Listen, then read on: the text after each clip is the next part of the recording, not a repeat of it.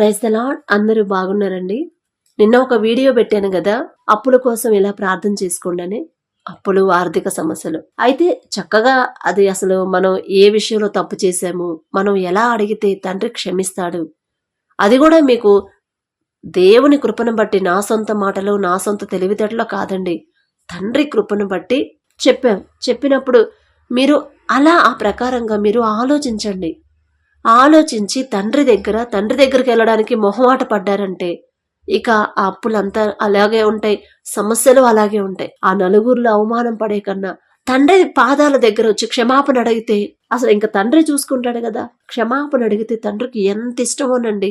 చేసిన తప్పు తెలుసుకుని రియలైజ్ అయితే అసలు ఎంత సంతోషమో. ఒక ఆత్మ రక్షించినట్టే కదా.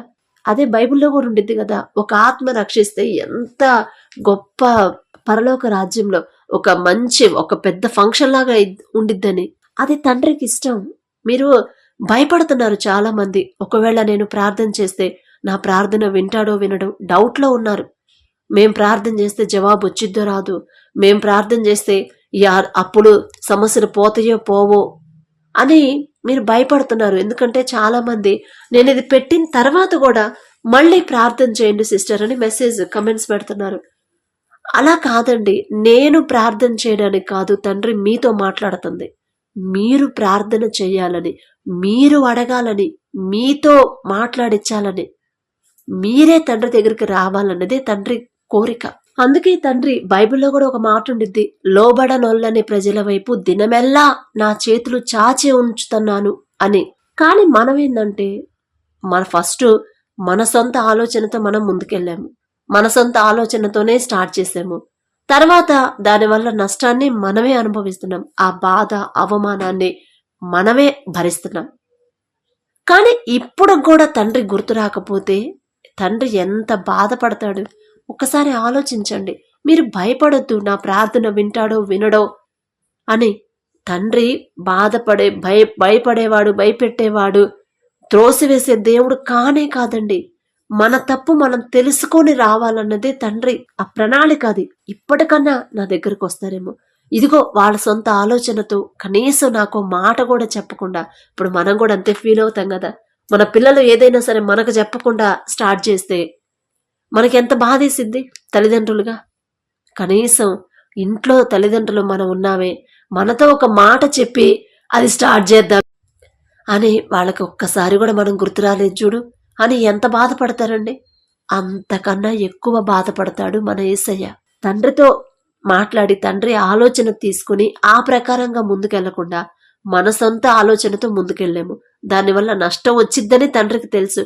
అయినా సరే అప్పటికైనా నా దగ్గరకు వస్తారేమో, అప్పుడన్నా నాతో మాట్లాడతారేమోనని తండ్రి ఆశ చూస్తూ ఉంటాడు.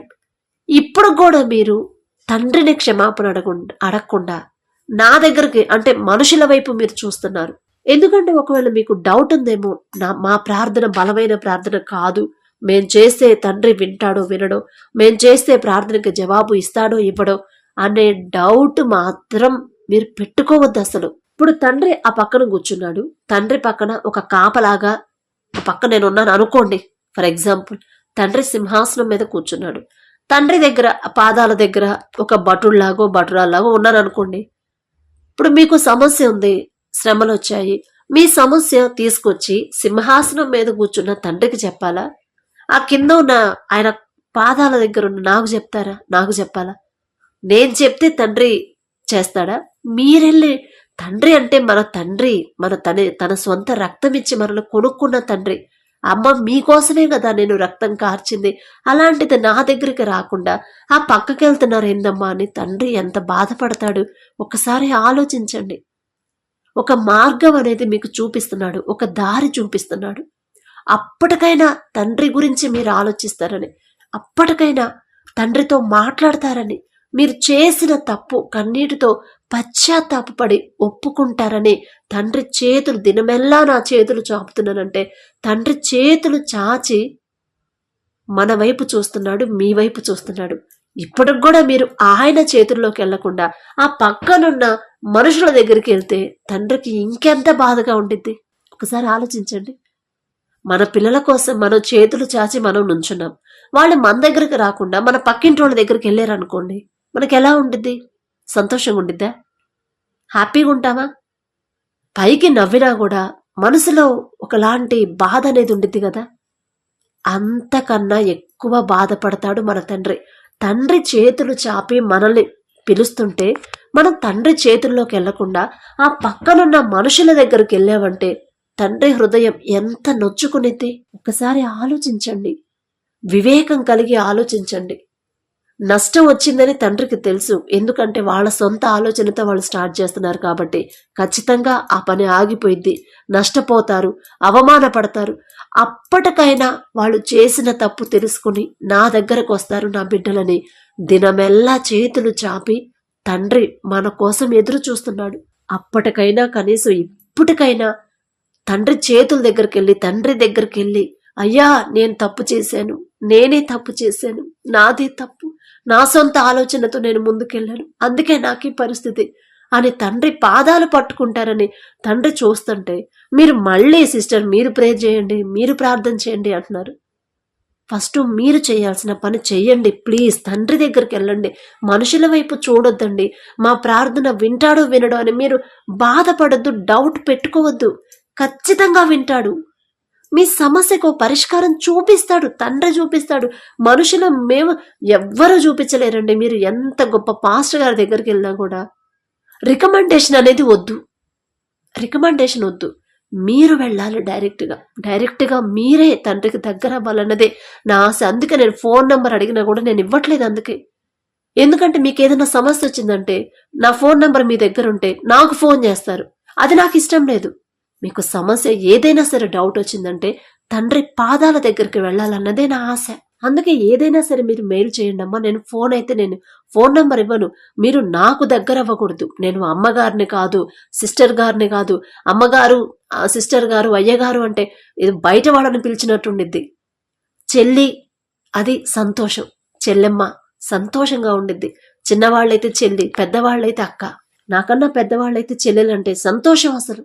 చిన్నవాళ్ళైతే అక్క అంటే ఎంత సంతోషం అంటే.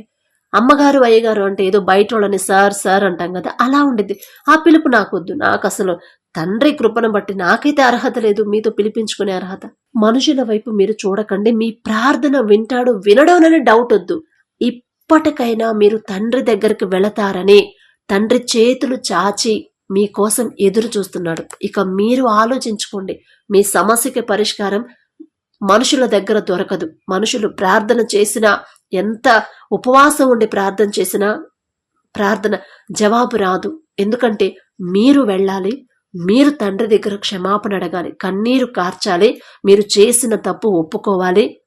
తండ్రి పాదాల దగ్గర కన్నీరు కారిస్తేనే మీ సమస్యకి పరిష్కారం వచ్చింది. ఆ పని మీరు చేయకుండా ఎంతమంది ప్రార్థన చేసినా, మీరు చేసినా, నేను చేసినా పరిష్కారం అనేది దొరకదు. ఒక దారి అనేది చూపించడు. గుర్తుపెట్టుకోండి, మీరు జాగ్రత్తగా ఈ విషయం గ్రహించండి.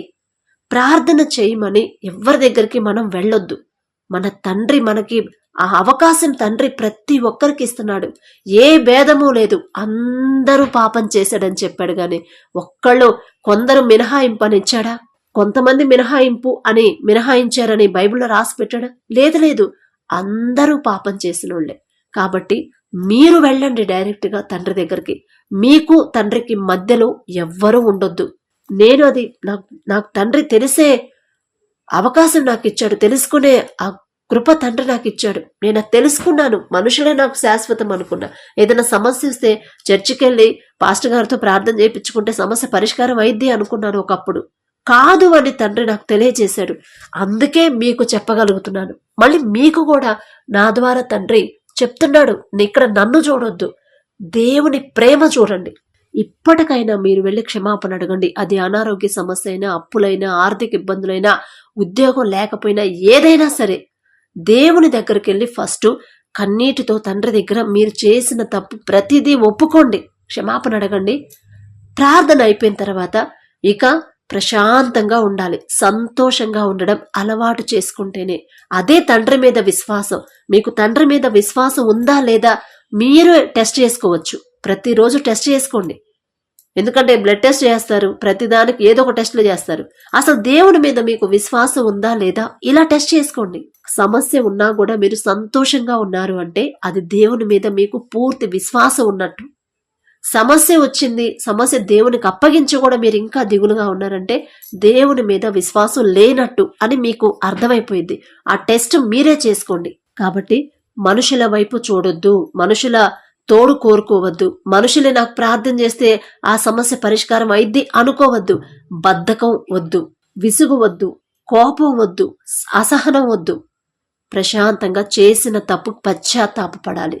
కన్నీరు రావాలి. కన్నీరు ఎప్పుడైతే మీరు కారుస్తారో తండ్రి దగ్గర, మళ్ళీ మనం కన్నీరు కార్చినట్టు బయట ఎవ్వరికి తెలియాల్సిన అవసరం కూడా లేదు, బయటకు చెప్పాల్సిన పని కూడా లేదు. మన తండ్రికి చెప్పుకుంటే చాలు, మన తండ్రితో మనం మాట్లాడితే చాలు. నా తండ్రి నేను అడిగాను, ఖచ్చితంగా నా తండ్రి నాకు ఆ సమస్యకు పరిష్కారం చూపిస్తాడు. నాకైతే అర్హత లేదు, నేను తప్పు చేశాను, అయినా జాలిగల తండ్రి ఖచ్చితంగా నాకు జవాబిస్తాడు అని మీరు ఇదే ఆలోచన మీకు ఉండాలి. నేనే తప్పు చేశాను, నా తండ్రి మాట చొప్పున నేను నడుచుకోలా, నా సొంత ఆలోచనతో నేను ముందుకెళ్ళాను, అందుకే నాకు ఈ బాధని మీరు మనసులో అనుకోండి. పైకి చెప్పొద్దు, మనుషుల దగ్గర చెప్పొద్దు, దేవుని దగ్గర చెప్పండి. మనుషుల దగ్గర చెప్తే చులకనైపోతారు. కాబట్టి ఆలోచించుకొని ఆ సమస్యకి పరిష్కారం మీలోనే ఉండిద్ది. మీలో ఉన్న ఆ పరిష్కారం మీరే వెతుక్కోండి. జ్ఞానంతో, వివేకంతో ఆలోచించి ఆ సమస్యకి పరిష్కారం మీరే ఆలోచించుకోండి. Praise the lord.